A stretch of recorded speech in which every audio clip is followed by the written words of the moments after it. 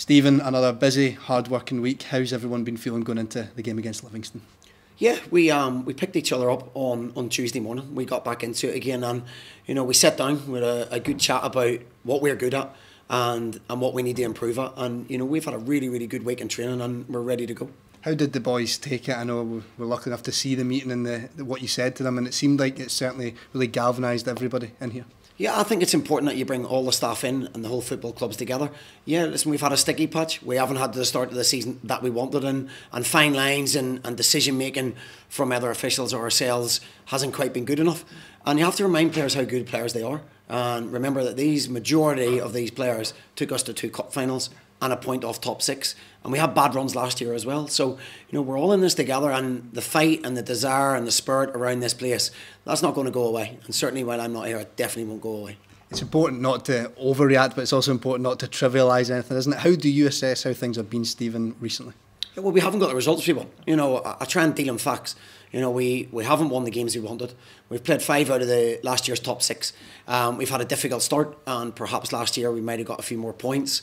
And decisions have gone against us, and I try and look at things I can control. I cannot control referees' decisions. Away to Hearts, a penalty at Aberdeen that should have been given. I can't control, the penalty that we take against Kilmarnock.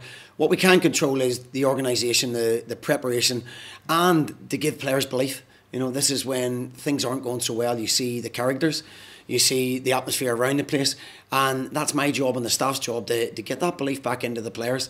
And mentality in football is massive, and I believe we have got the right mentality to turn the corner. And off the pitch as well, of course, you've had to juggle a lot of things, mainly injuries, and it's not just the people that are missing, it's the knock-on effect that can have. How have you found having to deal with those challenges? It's difficult. I don't go in the press, and I only tell about the boys that are injured that week. But losing Charles Dunn and Cedric Kipper early on in the season changes what way you can play, really. We then move Carl McHugh out of a central midfield position, so you lose a lot of solidity. You move Peter Hartley to the left of the 3, and it does cause you problems. And people do their very best in them positions, and the players I've mentioned have done well. But it does change what we had to do.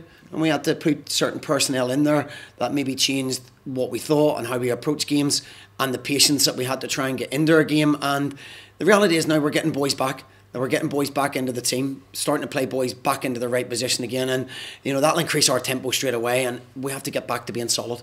People talk to me about what you need to do, but we based everything on 20 clean sheets last year. And when you stay in games, you start with a point, and if you have that mentality where you're not going to get beat, you have to have the right personnel to do that. And I feel I'm getting that right personnel back into the squad again. Everyone sees what happens on the pitch, off the pitch, and you speak about the personnel. What do you make of the group that you have, their attitude, their desire to do right for you? I've got a fantastic group of boys. Listen, we've lost players, we've replaced them. I know it does take time, but in terms of the attitude of the players we've got, and the application and the organisation around the place, it's very good. And it's easy for the outside world to think things aren't right. There's the first thing people think is there's problems in the dressing room. They're not working hard enough. Complete opposite here. We're working our socks off. Things have gone against us at times that we can't control, and at times what we can control. I can control who we put in the pitch. I control the way we set up. You can't control referees' decisions. You can't control individual players' decisions, either penalties or back passes or decision in your own boxes.